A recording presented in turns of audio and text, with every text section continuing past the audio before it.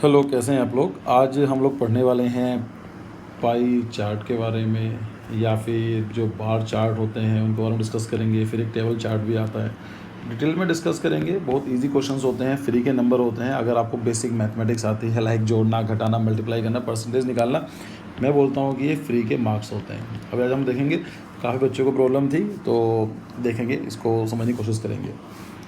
पहले समझते हैं। एक्चुअली टॉपिक है, ये आता है डेटा इंटरप्रिटेशंस में। मतलब क्या होता है कि आपको डेटा दिया जाता है, कुछ डेटा होता है, उस डेटा को एनालाइज करते हैं और उस एनालिसिस के बेसिस पर कुछ क्वेश्चन पूछे जाते हैं जिसमें आपको राइट ऑप्शन चूज़ करना होता है।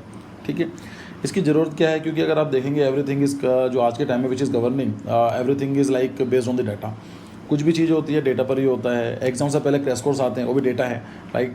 अगर हम बात करते हैं कि जैसे ही कुछ फेस्टिवल आएगा तो कुछ तरह की प्रोडक्ट मार्केट में जाते हैं, तो डेटा होता है ना। हर एक चीज़ पता चल जाता है कि अच्छा इस टाइम पर जो लोगों की और क्या है, डेटा को स्टडी करा जाता है। अगर आप इंस्टाग्राम पे जाते हैं, इंस्टाग्राम पर कुछ सर्च करते हैं, उसके बाद आपको सब कुछ मिलना स्टार्ट हो जाता है। लाइक उन जैसे पेजेस रिकमेंड करना स्टार्ट कर देगा। यूट्यूब पर जाते हैं तो यूट्यूब का एल्गोरिथम भी डेटा पर काम करता है। तो डेटा साइंटिस्ट जो है इन फ्यूचर बहुत ही अच्छा प्रोफेशन होने वाला है। हम भी बहुत डेटा का यूज़ करते हैं, जैसे हम लोग अभी बात कर रहे हैं, डिस्कशन कर रहे हैं। अगर आप एक छोटे से नोटिस करेंगे कि जो इंकथिंग चैनल है या फिर आर्क जेनेसिस चैनल है, पिछले 4 महीने में अच्छी वीडियोस आ रही हैं। क्यों आ रही हैं? क्योंकि हमें पता है कि बच्चे पढ़ रहे हैं, तो डेटा बोलता है। एग्जाम से पहले बच्चों का रिक्वायरमेंट होती है। तो अगेन यही आप लोगों से उम्मीद की जाती है। बहुत ही सिंपल क्वेश्चन होते हैं। अगर हम डेफिनेशन के बारे में बात करें, so the process of using diverse analytical method, तो आपको बहुत सारे मेथड यूज़ करने होंगे, एनालिटिकल मेथड यूज़ करने होंगे टू रिव्यू डेटा, जो डेटा दिया होता है उसको, and arrive at relevant conclusion, और उसके बाद जो क्वेश्चन पूछा गया है उसके रिलेवेंट कंक्लूजन आपको निकालना होता है। ठीक है, देखेंगे। देखिए, बड़ा प्यारा सा कोट है। क्या बोलता है? अ पिक्चर इज़ वर्थ 1,000 वर्ड। मतलब क्या है, अगर मैं आपसे बोलता हूँ कि जस्ट थिंक अबाउट पेन, तो आपने ये सोचा था पेन, या फिर आपने पेन की एक ऐसी इमेज सोची होगी पेंसिल की इस तरह से। अगर मैं आपसे बोलता हूँ कि जस्ट थिंक अबाउट मैंगो, तो मैंगो आपने ऐसा कुछ सोचा होगा, राइट। ऐसा तो नहीं सोचा आपने मैंगो। तो हमारे लिए जो इमेजेस होती हैं उनको याद करना, उनको प्रोसेस करना बहुत आसान होता है। अभी हम देखेंगे इसके बारे में भी। तो इसका बड़ा प्यारा कोट है। कुछ लोग बोलते हैं कन्फ्यूशियस ने बोला था, कुछ लोग बोलते हैं आइंस्टीन ने बोला था। वो हमारे लिए किसी मैटर नहीं है किसने बोला था, लेकिन कोट बहुत अच्छा है। अ पिक्चर इज़ वर्थ 1,000 वर्ड्स। मतलब क्या है, अगर मैं किसी को समझाना होगा, फॉर एग्जाम्पल मैं बोलता हूँ कि लाल किला कैसा लगता है, तो मैं आपको बताऊंगा कि रेड कलर का है, उसके आसपास की टायरिंग कैसी है, देखने में किस क्या क्या फीचर्स यूज़ हुए हैं, तो मुझे बहुत कुछ लिखना पड़ेगा और टाइम भी आपको लगेगा। सिंपल मैंने फोटोग्राफ दिखा दी कि ये ताजमहल है, या जो रेड फोर्ट है, या कुछ भी हो सकता है। लाइक आप कुछ भी एग्जांपल ले सकते हैं। तो आपके लिए प्रोसेस करना बहुत आसान होता है। मतलब पिक्चोग्राफिक मेमोरी हमारी बहुत शार्प होती है। हम सोचते भी पिक्चोग्राफिक मेमोरी में ही है और हम प्रोसेस भी उसी में ही करते हैं। मैं आपसे बात करूँ कि अपने पापा के बारे में सोचिए, तो आप पापा की इमेज आ रही होगी ना, उनकी फोटोग्राफ जो है वो आ रही होगी। ऐसा नहीं है कि पापा लिखा रहा पे आ या फिर PAP, ऐसा नहीं आएगा आपको। ऐसा हमारा माइंड काम करता है। ठीक है, so a picture is worth 1,000 word. मतलब क्या है, अगर मैं 1,000 वर्ड्स लिखता हूँ, उसके बदले अगर मैं उसकी एक इमेज बना देता हूँ, वो आपके लिए बहुत ज़्यादा काम की होती है। ठीक है, जैसे हम लोग स्केचेस वगैरह बनाते हैं, और आर्किटेक्चर में तो बहुत कुछ चाहिए होता है। आपको सब कुछ ही स्केचिंग काम करना होता है। प्लान्स, एलिवेशन, कॉन्सेप्ट, ड्राइंग, सब कुछ आपको ही समझाना होगा, कंक्लूजन निकलना होगा। आपको समझाएंगे तो everything comes with the diagram. Even आप देखिए कि जब मैं इसको बिना राइट करे, लाइक अभी तो मैं इसको लिखता रहता हूँ, आपके लिए माइंड एक्टिव रहता है। जब मैं उसको बोलना स्टार्ट करता हूँ तो आपकी जो ऑब्जर्वेशन है थोड़ी कम हो जाती है ना। ये चीज़ है। अभी मान लीजिए, इसको हम समझते हैं, क्योंकि हमें लगता है कि हम लोग सभी लोग क्रिकेट के फ़ैन हैं। एटलीस्ट मैं तो देखता हूँ, ज़्यादा नहीं देखता हूँ, लेकिन हाँ कुछ इंपॉर्टेंट मैचेस देखता हूँ। और मुझे लगता है कि क्रिकेट के जो एग्जांपल देना काफ़ी आसान होता है, समझ जाते हैं। ये कोई सीरीज़ रही होगी या ये मैटर नहीं करता है। इसकी आप सोच कर देखो, जो कमेंट्री होती है, जो कमेंट्री लिखी जाती है, कितना लिखा जाएगा। पहले ओवर में ये रन दिए, दूसरी पहली बॉल पर, दूसरी बॉल पर, तीसरी बॉल पर, कितना डेटा प्रोसेस करना पड़ेगा आपको। या इसके बदले सपोज़ मैंने आपको ये ग्राफ दे दिया। अब ये किसी बैट्समैन, कोई क्रिकेट टीम रही होगी, उनके रन है, लाइक T20 का है, 1 ओवर से लेकर 20 ओवर तक है, तो क्लियर हो पहला डेटा कि T20 मैच है। आप बता पाएंगे कि पहला ओवर एक ऐसा ओवर था जिसमें सबसे ज़्यादा रन लगे, 14, है ना, क्योंकि पहले ओवर में जो बार बन रहा है ये 14 का बन रहा है। आप बता सकते हैं कि सबसे कम रन कितने बने, आप बोलेंगे सर दूसरे ओवर में 1 रन बना। ऐसे ही 12वें ओवर में 1 रन बना। तो 2 ओवर ऐसे हैं सबसे कम रन बने। ठीक है, ये हो सकता है। अगर मैं पूछूं कि इन दोनों में से कौन सा ज़्यादा खराब रहा है, तो आप बोलेंगे सर ऑप्शन नंबर 1 ओवर 2 है, एक ओवर 12 है। तो ओवर 12 जो है वो ज़्यादा खराब रहा है। क्यों? बिकॉज यहाँ पर 2 विकेट भी गए हैं, ये भी आ गया। अगर मैं आपसे बोलूँ कि कौन कौन से ओवर ऐसे हैं जिसमें सेम रन बने हैं, तो आप बोलेंगे सर देखो 9, 11 और 13, इन तीनों के जो 3 ओवर है इसमें लगभग 7 रन बने हैं, 7 बने हैं। या आप ये बोल सकते हैं कि सर यहाँ पर देखेंगे आप तो ओवर नंबर 4 है, ओवर नंबर 6 है और ओवर नंबर 17 है, यहाँ पर भी 3 रन बने हैं। ठीक है, अगर आपसे बोलो ऐसे कौन से 2 ओवर हैं जिसमें सेम रन बने हैं तो और ज़्यादा बने हैं, तो आप बोलेंगे 10-10 यहाँ पर आ गया, तो ओवर नंबर 3, ओवर नंबर 20। ऐसे कौन से ओवर हैं जिसमें 2-2 विकेट गए हैं, तो आप बोल सकते हैं 12, 16, 19। कितना डेटा बन सकता है ना। तो यही होता है डेटा को एनालाइज करना। ये आते हैं, ये बार ग्राफ है, बार चार्ट बोलते हैं इसको।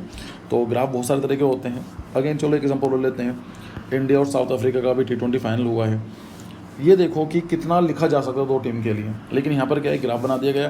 कितना ईजी आपके लिए समझना कि भाई जो हैं, जो ब्लू बार्स हैं वो इंडिया के हैं और जो रेड बार्स हैं वो साउथ अफ्रीका के हैं। आप देख कर बता सकते हैं कि साउथ अफ्रीका का जब 15 ओवर रहा है 100 रन बने, कितने थे, 22 बने थे, मुझे याद है, शायद आपको भी याद होगा। यहाँ पर लगने लगा था कि इंडिया नहीं जीत पाएगा। ठीक है, तो क्लियर है, बिना कुछ देखे बंदा बता दिया आपने। सबसे कम रन कौन से ओवर में गए हैं, तो आप बोल सकते हैं सर 18 ओवर में गए होंगे इनके, राइट है ना। यहाँ पर सबसे कम रन गए हैं, 3 रन होंगे जो भी होंगे। इंडिया के हाईएस्ट रन कौन से ओवर में गए हैं, तो आप बोलेंगे सर इंडिया का जो हाईएस्ट है एक तो यहाँ पर, लेकिन इससे ऊपर भी यहाँ पर भी 19 ओवर के अंदर हाईएस्ट गए हैं, है ना। यहाँ पर 19 ओवर के अंदर लगभग 70 रन गए होंगे। तो कितना डेटा है, बिना आप कंपेयर कर पाते हैं कि साथ लगा के आप देखेंगे 1 ओवर में 2 ओवर में कितने कितने चलते रहे। इंडिया का ये रहा, जबकि साउथ अफ्रीका का लास्ट में बहुत अच्छा बनाया उसने, और लास्ट में जाकर उन्हें ख़राब हो गया। तो यही चीज़ आती है। अगर हम बात करें ग्राफ्स के बारे में, चार्ट के बारे में, चार्ट बहुत सारे तरह के हो सकते हैं, इवन आप सोच भी नहीं सकते इन तरह के हो सकते हैं।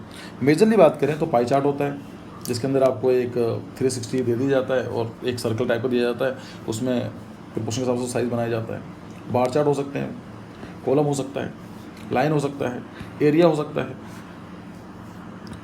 और डॉगनेट हो सकते हैं, बबल चार्ट हो सकता है, स्पाइडर चार्ट, ये सब आ सकते हैं। पर हमारे जो काम के हैं वो पाई चार्ट है, बाई चार्ट है, कॉलम ले लीजिए, और बस यही चीज़ है। टेबल चार्ट भी पूछा जा सकता है, क्वेश्चन बन जाते हैं। एरिया तो कुछ है नहीं, उसमें एरिया बना दिया जाता है। तो ये है, क्वेश्चन सिंपल है। अब जो मैंने आपको यहाँ पर 3 तरह के मैं चार्ट दिखाऊंगा। पहले हम लोग देखेंगे टेबल चार्ट, फिर हम लोग देखने वाले हैं बार चार्ट, और लास्ट हम लोग देखेंगे पाई चार्ट। ठीक है, इस क्वेश्चन में क्या दिया जाता है, आपको एक टेबल दे दी जाती है टेबल चार्ट में, और आपसे बताया जाता है कि टेबल चार्ट किस चीज़ का है। उसको आप एनालाइज करते हैं, उसके बिहाफ पर ही कुछ क्वेश्चन पूछे जाते हैं। फॉर एग्जांपल पहला क्वेश्चन यहाँ पर ये रहा, क्या दिया गया है, study the following table and answer the question based on it. Expenditure of A company इन लाख, ये लाख का कोई फ़ायदा नहीं होता है कि आपको लाख में दिया गया है, कुछ में दिया गया है, वो हमारे किसी काम का नहीं है। हमारे सिर्फ ये चीज़ होती है कि ये सब कुछ सेम रहने वाला है ना। तो क्वेश्चन भी लाख में दिया होगा तो सोचने वाली बात होती है। अदरवाइज मतलब सिंपल है ना, अगर मान लीजिए आप हैं, आप 10 रुपये कमाते हैं, आपका भाई 20 रुपये कमाता है, तो आपका जो चार्ट बनेगा ऐसा कुछ बनेगा, ऐसा बनेगा नहीं। आप हैं, आपका भाई है, अब वो 10,000 होगा या 20,000 होगा, सेम प्रोपोर्शन बनेगा, तो चार्ट भी सेम प्रोपोर्शन में बनता चला जाएगा। तो इसलिए कुछ मैटर नहीं करता। बस इसका मैटर ये करता है कि यहाँ पर जो है ये यूनिट सेम होनी चाहिए। अगर यहाँ पर लाख दिया गया है तो यहाँ पर लैक्स में होना चाहिए। क्या दिया गया question, in the following table and study the following table and answer the question based on it. Expenditure of A company in lakh rupees per annum over the given right. ये कह रहा है कि यहाँ पर ईयर्स लिखे गए हैं 1998, 1999, 2000, 2001, 5 साल का आपको डेटा दिया गया है। एक कंपनी अपने जो खर्चा करती है, सैलरी पर 288 रुपीज़ खर्च करती है, लाख रुपीज़ मान लीजिए। फ्यूल एंड ट्रांसपोर्ट 98 खर्च करती है, बोनस 3 रुपये देती है, 3 लाख रुपये, और इंटरेस्ट ऑन लोन, जो लोन लिया हुआ है 23.4, और टैक्स देती है 83। ये कुछ मिला के इसको आप ऐड कर लेंगे तो 1998 का पूरा एक्सपेंडिचर आ जाएगा। ऐसे ही 1990 के अंदर ये सब दिखा दिया गया है, यहाँ पर ही दिया गया है, राइट। तो क्लियर हुआ, यहाँ पर जो आ रहा है आपका एक्सपेंडिचर आ रहा है, और यहाँ पर आपके लेफ्ट साइड में यहाँ पर ये लिखे गए हैं। क्वेश्चन है, what is an average amount of interest per year. कितना इंटरेस्ट पर ईयर दिया with the company have to pay during this period. मतलब क्या है, इंटरेस्ट कितना दे रही है, ये दे रही है। तो ये पूछ रहा है क्वेश्चन कि आपको बताना है कि पिछले 5 साल, मतलब जो डेटा दिया गया है, इन सालों में कंपनी ने कितने % एवरेज इंटरेस्ट कर दिया लोन के ऊपर। तो पहले तो आप जानते हैं कैसा निकालेंगे, तो मतलब आपको कौन सा डेटा चाहिए, ये डेटा चाहिए, सिर्फ ये वाला। इसको आप ऐड करेंगे 23.4 प्लस 32.5, ये सब ऐड करेंगे, जो कुछ भी आएगा मेरे हिसाब से आना चाहिए। मतलब मैं वैसे ही बोल रहा हूँ क्योंकि मतलब 1 2 3 4 5 और लगभग 30 का है, तो 150 समथिंग आना चाहिए, जो कुछ भी आएगा। आप उसको कितने एवरेज निकालने क्या करेंगे हम, नंबर ऑफ दी उसमें डेटा 1 2 3 4 5 5 से डिवाइड कर लेंगे, जो कुछ भी आएगा यहाँ पर उस डेटा को कलेक्ट कर देंगे। सिंपल कैलकुलेशन है, प्योर मैथमेटिक्स से ऐड करना है। अब ऐड करना नहीं आता है तो फिर एग्जाम मत दीजिए, लेकिन मेरे हिसाब से आपको आता होगा। बहुत सिंपल है। इसमें बच्चे गलती क्या करते हैं, कैलकुलेशन में गलती कर देते हैं। ठीक है, अगर समझ में आ रहा है तो लाइक करते चलिए, मुझे पता चलना चाहिए कि आप लोगों को समझ में आ रहा है। अगेन सेम डेटा है, क्वेश्चन दे दिया गया है, the total amount of bonus paid by company during the given period is approximately what percent of total amount of salary paid during this period.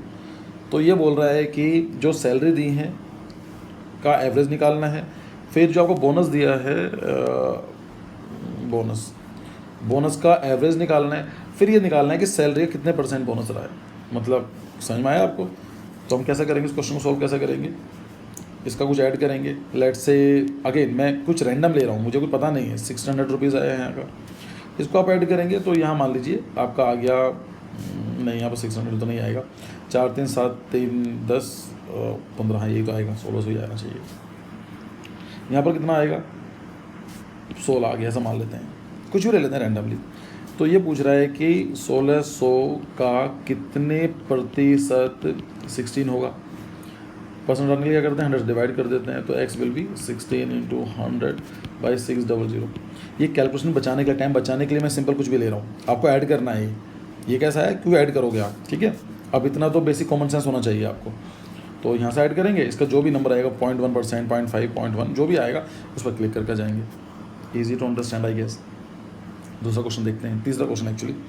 फिर क्या है, total expenditure on all these item in 1998 was approximately what percentage of total expenditure in 2002। मतलब ये कह रहा है कि 1998 में कितना एक्सपेंडिचर हुआ, टोटल कितना खर्चा हुआ, 288 + 98 + 3 + 23.4 + 83। ये आप ऐड करेंगे, कुछ आ जाएगा, 1200 ले लेते हैं। फिर ये बोला 2002 में जो आप करेंगे, तो इसको भी आप लिख लेंगे। इसका भी मान लीजिए कुछ आ जाता है, मेरे हिसाब से कम आएगा, 400 मान लेते हैं, कुछ भी आ जाएगा। आपको बताना है व्हाट परसेंट टोटल एक्सपेंडिचर 2002, मतलब ये एक्चुअली ज़्यादा आना चाहिए वाला, ये 1400 ले लेते हैं, ज़्यादा आएगा। तो ये बता रहा है कि 2002 के कंपैरिजन में कितने परसेंट रहा है 1998 का, डेटा निकल जाएगा। 2000 का डेटा कितने परसेंट है 1998 का, लेट से कि 1200 जो लिया था, तो कुछ निकल कर जाएगा। आप परसेंटेज पर क्लिक करके जाएंगे, ठीक है। मैं कैलकुलेटर यूज़ कर सकता हूँ बताने के लिए, लेकिन हमारा मेन चीज़ है कंसेप्ट समझना है ना, इसलिए मैंने आपको टाइम बचाने के लिए कर दिया। चलिए दूसरा क्वेश्चन देखते हैं। ये क्वेश्चन आपके लिए है, इसको मैं समझाऊंगा, चलो समझा देता हूँ, ऐसा तो कुछ हो नहीं है, लेकिन बेटर ये है कि आप पहले खुद ट्राई कीजिए। वीडियोस को देखने का फ़ायदा तब तक नहीं है जब तक आप इस चीज़ को ना समझें, ठीक है। वीडियो देखने से क्वेश्चन सॉल्व नहीं होंगे, जब तक ट्राई नहीं करेंगे, खुद पेपर पेंसिल लेकर नहीं बैठोगे, उससे पहले नहीं होंगे। तो वीडियो पॉज करो, सॉल्व करने की कोशिश करो। देखते हैं क्वेश्चन क्या बोल रहा है। Again, the number of candidates appeared and qualified in A competitive examination from different states over the year. ये कह रहा है कि जो डिफरेंट ईयर्स हैं वो बता दिए हैं यहाँ पर, 1997, 1998, 99, और यहाँ पर बोल दिया गया है कि कुछ स्टेट्स हैं MNPQR जो भी स्टेट्स हैं। तो ये बोल रहा है कि मान लीजिए स्टेट टाइम लेते हैं, वहाँ पर 1997 में 5200 बच्चों ने अप्लाई किया और क्वालिफाई कितने लोगों ने किया, 720। जैसा मान लीजिए नाटा के कितने बच्चे एग्ज़ाम के लिए अप्लाई करते हैं, कितने क्वालिफाई करते हैं। ऑफ कोर्स हमारे जो नाटा में एग्ज़ाम में क्वालिफिकेशन बहुत ज़्यादा होता है, स्क्रीनिंग होती है, लेकिन मान लीजिए कॉम्पिटिटिव एग्जाम होते हैं, गवर्नमेंट है, IAS PCS, इन सब चीज़ों के एग्जाम पर बात करें, SSC बैंक, तो ऐसा है कि 5200 लोगों ने अप्लाई किया और सिर्फ 720 से हुए। अगले साल क्या हुआ, बढ़ा, कम करें, फिर थोड़ा कम हो गया, ऐसा डेटा को पढ़ना होता है। अगेन N स्टेट का ये डेटा आ गया, ऐसे P का, Q का, R का, डिफरेंट डेटा। आपको समझ पा रहे हो कि क्या पूछ रहा है, मतलब क्या डेटा कैसा बताया गया है। The total number of the candidates qualified from all the states together, question क्या बोल रहा है, total number of the candidates आपको बताना है, qualified data from all the state in 1997 का ये रहा। M स्टेट से 720, N से 840, P से 780, इतने टोटल क्वालिफिकेशन कितनी आ जाएगी 1997 में। इनको ऐड कर लेंगे तो यहाँ पर जो नंबर आएगा, ऐड करने के बाद ये टोटल क्वालिफाई हुए। Is approximately what percentage of total number of the candidate qualified from all the state together 1998 का आप इसको ऐड कर लेंगे। तो जो इसका ऐड आएगा वो बताना है कि लेट से कि ये आता है 1200 और ये आता है 900, ऐसा मान लेते हैं। तो बताना है कि 900 कितने परसेंट होगा 1200 का, जो भी आएगा उसको क्लिक कर देंगे। 1200 का कितने प्रतिशत बनेगा, 900। लाइक मैथमेटिक्स भी एक लैंग्वेज है ना, तो आप समझ सकते हैं कितने परसेंट वाला ऐसे निकालते हैं। आप फॉर्मूला लोग लगाते हैं, मुझे तो याद होता नहीं है भाई लोगों, मैं तो सिंपल है कि मुझे आता है समझ में, ये सब मैं ईजिली कर लेता हूँ। चलिए क्वेश्चन नंबर 2 देखते हैं। What is the average candidates who appeared from the state Q during the given year. Q का मतलब ये है कि what is the average candidate who appeared, यहाँ पर क्या बोला अपीयर के बाद, तो बताइए कि 1997 कितने बच्चे अपीयर हुए, 8100, 1998 के अंदर 9500, 99 के अंदर 8700, 2000 के अंदर 9700 और 2001 के अंदर 8950 ये बच्चे अपीयर हुए। इनको ऐड कर लो और पूछ क्या रहा है कि एवरेज बताना है, तो 1 2 3 4 5 से डिवाइड कर देना, आपको एवरेज निकल कर जाएगा, सिंपल इजी। नेक्स्ट क्वेश्चन देखते हैं। In which of the given year the number of candidates appeared from the state P has maximum percentage of the qualified candidates. P state कौन सा है, ये रहा। In which of the given year, आपको बता रहा है कि 1997, 1998, 2099, ये जो भी 5 साल दिए गए हैं, कौन सा ईयर ऐसा रहा है जहाँ पर जो क्वालिफाइड हुए हैं, है ना, candidate in the state has maximum percentage qualified, कि सबसे ज़्यादा क्वालिफाइड जो परसेंटेज वाइज किस में हुए हैं, तो आपको निकालना पड़ेगा।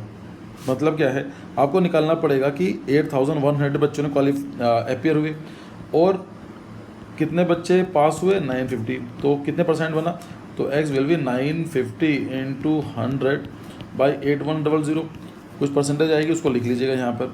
ऐसे ही ये काउंट करना है, फिर ऐसे ये काउंट करना है, फिर ये काउंट करना है, ये काउंट करना है। जो परसेंटेज वो ज़्यादा होगी आपको देखना है कि भाई लेट्स से कि यहाँ पर 16 आई है, यहाँ पर 14 आई है, यहाँ पर 12 आई है, यहाँ पर 13, यहाँ पर 14 मान लेते हैं, तो 16 जो आएगी तो आपको 2000, लेट्स से एग्जांपल ले लिया मैंने, तो 2000 इसमें वैसे है नहीं क्योंकि मैंने रैंडम लिया है, तो आप उस पर क्लिक करके आ जाएंगे, परसेंटेज निकालना आपको आता होगा। क्लियर है। यहाँ पर आपको टेबल चार्ट समझना, टेबल ग्राफ ईजी है। अगर आपको समझ में नहीं आया है तो वीडियो को पॉज करके फिर से देख लीजिएगा, आपको क्लियर हो जाएगा। आगे देखते हैं। यहाँ पर दिया गया था bar graph given below shows the sales of a book, sales of books in 1000 number, मतलब बुक्स कितनी बिकी हैं, 1000 बुक, 2000, 10,000 बुक ऐसा बिकी हैं, from the 6 branches of the publishing company, 6 branches में जो कि पब्लिश करती हैं, ड्यूरिंग 2 कॉन्सिक्यूटिव ईयर 2000 एंड 2021, 2020 और 2000 में और 2001 में बताया गया। तो यहाँ पर क्या बोल रहा है, जो B1 पब्लिशिंग हाउस है वहाँ पर 2000 में 80,000 बुक्स बिकी होंगी और नेक्स्ट ईयर 105, ऐसे ही आपको डेटा दे दिया गया। क्लियर हो गया डेटा क्या बोल रहा है, समझ पा रहे हो, रीड कर पा रहे हो। रीड करना बहुत ज़रूरी है, उसके बाद ही आप एग्ज़ाम में जवाब दे सकते हैं। What is the ratio of the total sales of branch 8B2, ये बोल रहा है कि what is the ratio of the total sales of branch B2 for both the year, तो total sales of branch B4 of both the year, मतलब B4 year. आपको ratio निकालना है। ये क्वेश्चन शायद गलत है, यहाँ पर ऑप्शन गलत दिए गए हैं, लेकिन इसमें क्या बोल रहा है कि B2 और B4 का रेशो निकालना है। क्या निकलेगा, B2 में कितना हो, टोटल सेल कितनी हुई 2 साल में, 2000 में 75 एंड 2001 में कितनी हुई 65,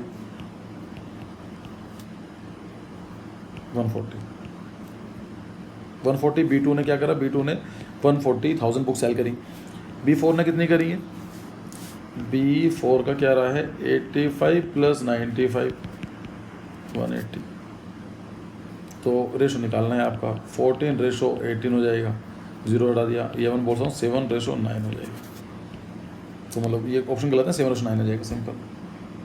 next question, total sales of branch B6, okay, B6 की total sales branch B6 for both the year is what percent total sales of branch B3 for both the year. Again easy question. B3 की total sale कितनी हुई 95 plus 110, 205 हो गई, 2005 205। B6 में कितना होगा 80 plus 70 140 150, तो बस निकाल दीजिए कि 205 का कितने परसेंट 150 है, 150 इंटू 100 बाई 205, जो भी करने के बाद आएगा उसको क्लिक कर देना।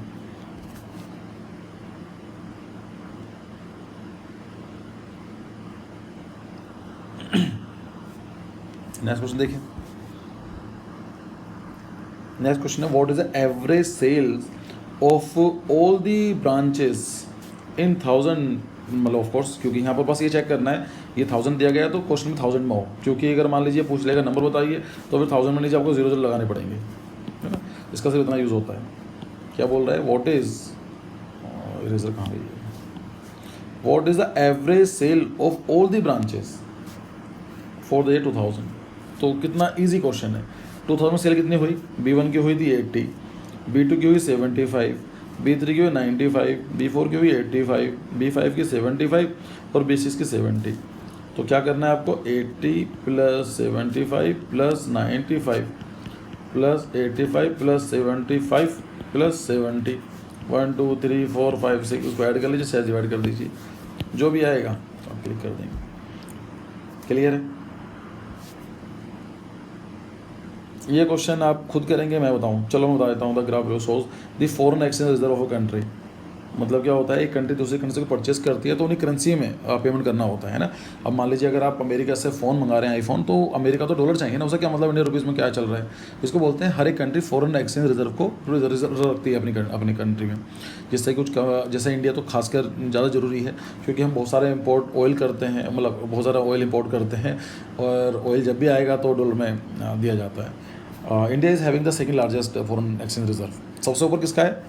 को बता सकता है कि which country is having the maximum foreign exchange reserve? GK question है, बताइए कमेंट सेक्शन में। कौन सी कंपनी से ज़्यादा फॉरेन एक्सचेंज रिजर्व है? बहुत ईजी है समझना, हो गैस करना भी आसान है। But America is not the right country. America is not the right option. क्यों? क्योंकि उसको ज़रूरत ही नहीं है, उसका डॉलर हर जगह चलता है, तो क्यों रिजर्व रखेगी वो, है ना? तो सोचिए।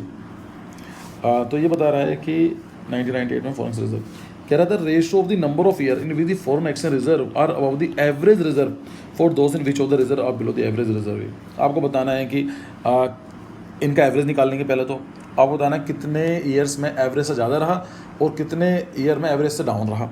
तो इनका एवरेज कैसे निकलेगा बच्चों? 2640, 3720, 2520, 3360, 3120, 4320, 5040, 3120, 1 2 3 4 5 6 7 8।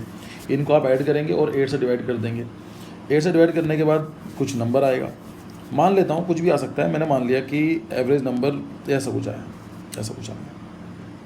और मुझे नहीं पता क्या आएगा, मेरे हिसाब से तो ये नहीं आएगा एक्चुअली। एवरेज नंबर आना चाहिए आपका कुछ यहाँ तक, ऐसा कुछ। लाइन सीधी क्लिक नहीं हो रही है, ऐसा आना चाहिए मेरे हिसाब से। तो आपको बताना है कौन सा अब एवरेज रहा है, तो ये अब एवरेज रहा है, इसके ऊपर आना चाहिए, नीचे आएगा जो भी होगा। लेट्स से कि 4 हो रहे हैं, नीचे कितने टाइम 1 2 3 4 4:4, ये कुछ भी हो सकता है, वो चेक कर लेना अपना। जो भी एवरेज निकालेंगे, कैलकुलेशन का काम आपका है, मेरा काम समझाने का है। The foreign exchange reserve in 1997-98 was how many times? That is 1994-1995। बता दीजिए। 1994-1995 1994-1995 का कितना? 3360। Foreign reserve 1997 how many times? तो 997998। तो बताना कितना है इसका। मेरे साथ 1.4 1 पॉइंट कुछ ऐसा आना चाहिए, 1.4 1.5, तो ये आ जाएगा। मतलब 3360 का कितने परसेंट है? 5040। क्या निकलेगा? 5040 × 100 डिवाइड बाई 3360। तो ये परसेंटेज में आएगा। ऑफकोर्स हम 100 से डिवाइड कर देंगे तो वो निकल जाएगा। लेट्स से कि मैं कल दिखाता हूँ, कैलकुलेटर यूज़ करता हूँ। लेट मी 504000 और डिवाइड करते हैं इसको 3360, 1.5 आ रहा है। मतलब वो 150 आ रहा है, बिकॉज परसेंटेज में रेशो में निकालने के लिए 100 से डिवाइड करते हैं तो 1.5 हो जाएगा। तो ये आ जाएगा। Simple question.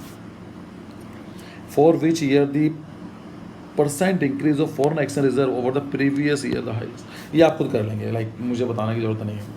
इसमें क्या कह रहा है कि for which year the % increase of the foreign exchange reserve over the previous year is the highest.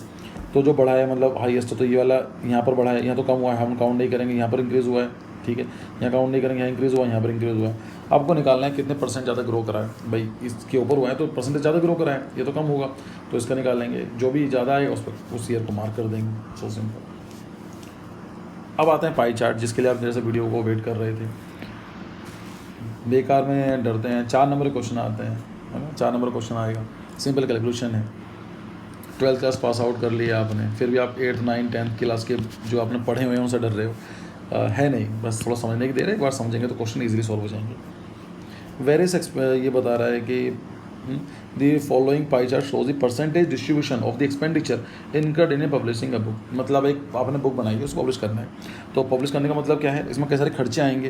क्या खर्चा आएगा पहले तो ये बताइए। प्रिंटिंग कॉस्ट आएगी भाई, प्रिंट करने की, फिर ट्रांसपोर्टेशन कॉस्ट आती है, पेपर कॉस्ट आती है, पेपर प्रिंट भी तो हो, पेपर भी तो होगा प्रिंट, बाइंडिंग कॉस्ट भी आती है, बाइंड भी करना होगा, रॉयल्टी भी जाती है और प्रमोशन कॉस्ट भी जाती है, प्रमोट भी तो करेंगे आप, तो ये पूरा खर्चा आता है। इन पाई चार्ट में क्या होता है बच्चों कि एक 360 डिग्री को दे दिया जाता है, लाइक के ऊपर सर्कल है ये है ना, एक सर्कल तो इसको किसी काम की नहीं होती टैप, लेकिन 360 है ये टोटल। तो इसमें क्या होता है कि 360 टोटल मान लिया जाता है और कोई भी खर्चा होता है तो डिवाइड कर दिया जाता है। सिंपल समझने की कोशिश करते हैं। लेट्स से कि मैं ये कुछ इसमें कुछ प्रॉब्लम है आज।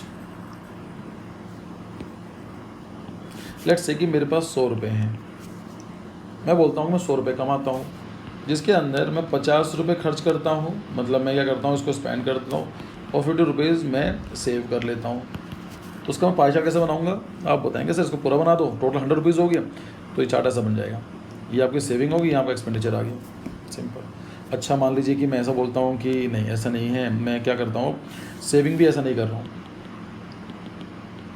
50 रुपीज़ में खर्च करता हूँ, या खर्च भी ऐसा बोलते हैं 50 रुपीज़ मैं अपने लाइफ पर खर्च करता हूँ, और 25 रुपीज़ मैं ट्रैवलिंग पर खर्च करता हूँ, मतलब डे टू डे एक्टिविटीज़, और 25 रुपीज़ मैं सेव करता हूँ। तो चार्ट कैसे बनेगा आपका, ऐसा ही बनेगा, ये बनेगा इस तरह से। तो ये आ जाएगा आपका 50% जो डे टू डे एक्टिविटीज़ होती हैं उसको खर्च करने के लिए, 25 रुपये जाएगा आपका ट्रैवलिंग पर और 25 रुपये सेविंग आ गया, ऐसा चार्ट बन गया। ठीक है, तो हम जो भी होता है उसको हम लोग 360 में डिवाइड कर देते हैं, सिंपल।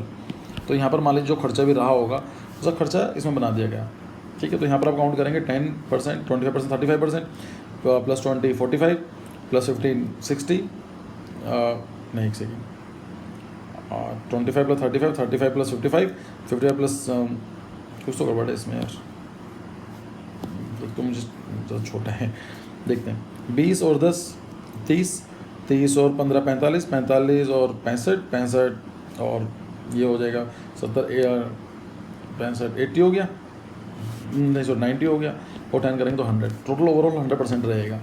एक आपको मैं ट्रिक देता हूँ कि जब भी आप परसेंटेज वाले क्वेश्चन सॉल्व करें तो आप कुछ भी कंसिडर कर सकते हैं, जो आपका मन करे वो कंसिडर कर लीजिए, लेकिन जो आपको ध्यान क्या रखना है कि जो भी कंसिडर कर रहे हैं आपको 100 काउंट कर लेना है, 100 कंसिडर कर लो कि मेरी सिर्फ 100 बुक ही आ रही हैं।